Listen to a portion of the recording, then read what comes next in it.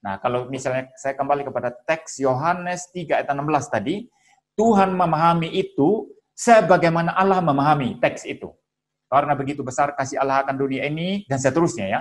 Tuhan memahami teks itu, teks Alkitab itu, sebagaimana Allah memahami. Nah, lalu manusia bagaimana?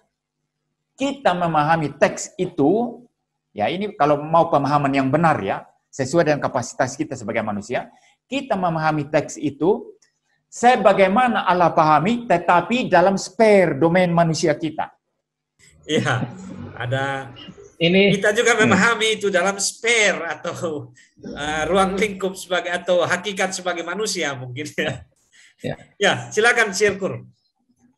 itu penyajian MEM tentang fantil ya. Jadi Oh, itu yang tadi pandangan baru fantil berarti ya? ya, jadi ya. Jadi kelihatannya Allah tahu seperti yang Allah tahu. Memang betul kan? Allah tahu seperti yang Allah tahu, persis. Manusia tahu, yang Allah tahu itu sesuai dengan sphere pengetahuan manusia.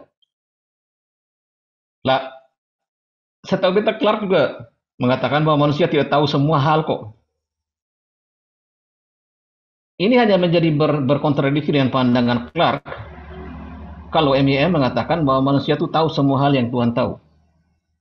Tapi kalau seandainya Clark tidak mengatakan seperti itu, ini tidak masalah gitu.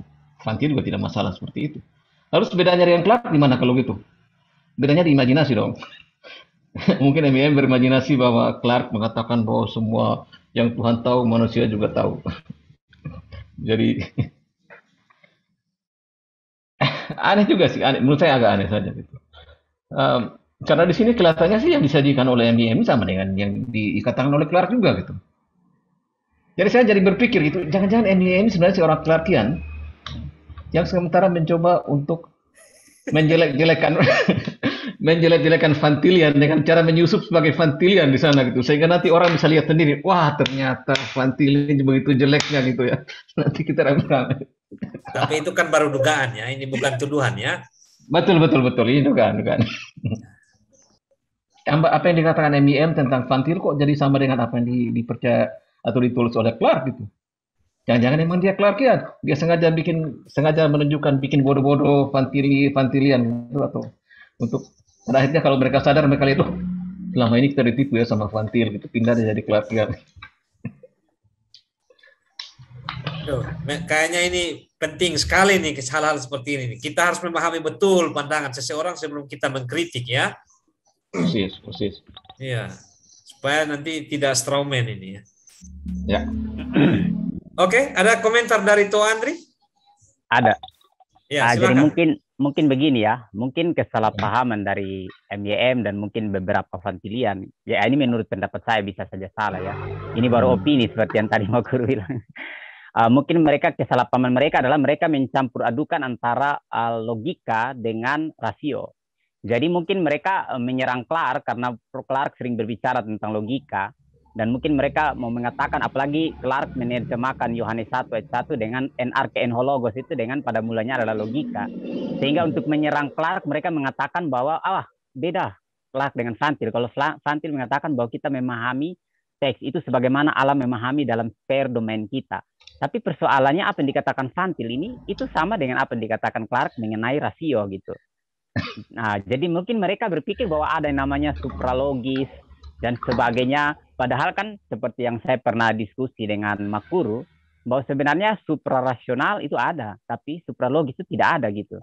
Karena hukum kontradiksi yang berlaku bagi kita itu juga adalah sifat dari Allah gitu, bahwa Allah itu tidak kontradiksi gitu, Allah itu logis gitu. Bahkan saya pernah diskusi dengan Makuru dan saya tanya, waktu itu saya baru pertama belajar Clark dari Makuru, saya tanya bagaimana jikalau ada hukum lain yang belum teridentifikasi. Makuru jawab bahwa sekalipun ada hukum itu dan manusia belum mengetahui, tetapi hukum itu tidak mungkin bertentangan dengan hukum non-kontradiksi dan hukum-hukum yang lain gitu. Nah mungkin MEM dan Fantilian mencampur adukan antara logika dengan rasio gitu. Ini yang saya tangkap ya. Jadi lucu sekali kan karena MEM menggunakan hal yang sama, pandangan yang sama dari Fantil untuk menyerang Clark gitu. Padahal pandangan dari Fantil yang sama dengan Clark untuk menyerang Clark itu kan sesuatu yang aneh. Berarti ada kesalahpahaman MEM terhadap Clark dan Fantil. Terima kasih. Jangan-jangan MEM juga belum tahu pandangan Fantil yang sebenarnya ini. Bisa juga. Bisa juga terjadi seperti itu. Kalau saya sih, saya sarankan ke beliau, mungkin kalau beliau dengar, mungkin baca dokumen keberatan Van Til terhadap Clark, terhadap peneguhan Clark. Terus baca juga jawaban dari Clark itu terhadap dokumen dari Van Til tersebut.